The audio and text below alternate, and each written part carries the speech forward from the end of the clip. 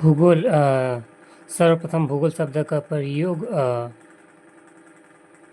इरेटॉजिस एक ग्रीक विद्वान 276 से 194 ईसा पूर्व ने किया था। वह इस शब्द का ग्रीक भाषा के दो मूल जियो मतलब पृथ्वी और ग्राफी मतलब वर्ण से प्राप्त किया था। दोनों को एक साथ रखने का इनका अर्थ बनता है कि पृथ्वी का वर्ण। भूगोल के नामकरण इस विषय को प्राथमिक स्तर पर व्यवस्थित रूप प्रदान करने का श्रेय यूनानी निवासियों को दिया जाता है।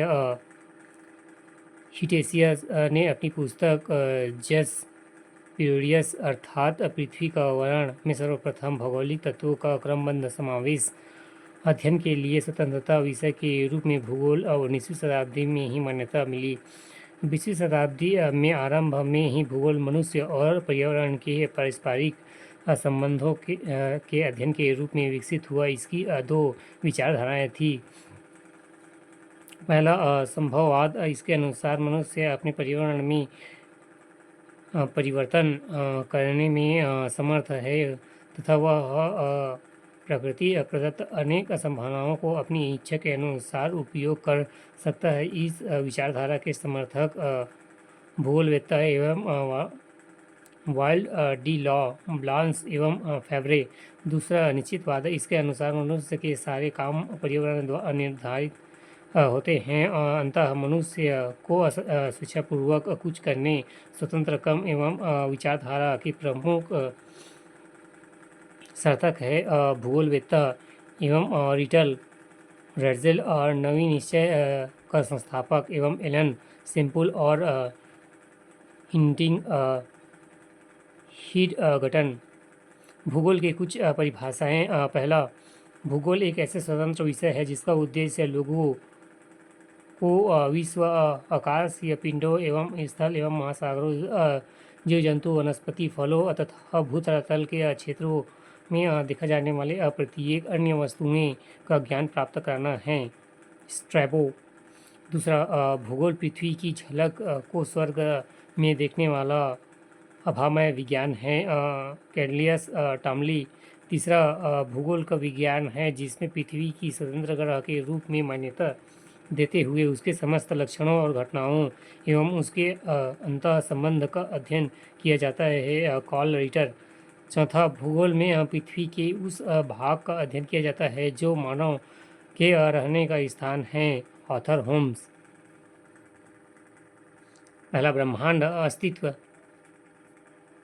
अस्तित्वमान द्रव्य एवं ऊर्जा के सम्मिलित रूप को ब्रह्मांड कहते हैं। दूसरे शब्दों में सूक्ष्म अणुओं से मिलकर महाकाव्य आकाशगंगाओं तक के सम्मिलित स्वरूप को ब्रह्मांड कहा जाता है। ब्रह्मांड की उत्पत्ति के संबंध में प्रमुख सिद्धांत है। पहला, महाविस्फोटक सिद्धांत, बिग बैंग थ्योरी, एव जॉर्ज लेवेंतर। दूसरा, सामान्य अवस्था या सतत शरीर सिद्धांत या स्थिर अथवा संकल्पना, steady state theory, Thomas gold एवं हार्मन बॉडी। तीसरा, दोलन सिद्धांत, प्लेसिटिंग यूनिवर्सल थ्योरी एवं डॉक्टर एलेन सनेटर। चौथा, स्फीति सिद्धांत, इन्फ्लेशन थ्योरी, अलेन गुथ।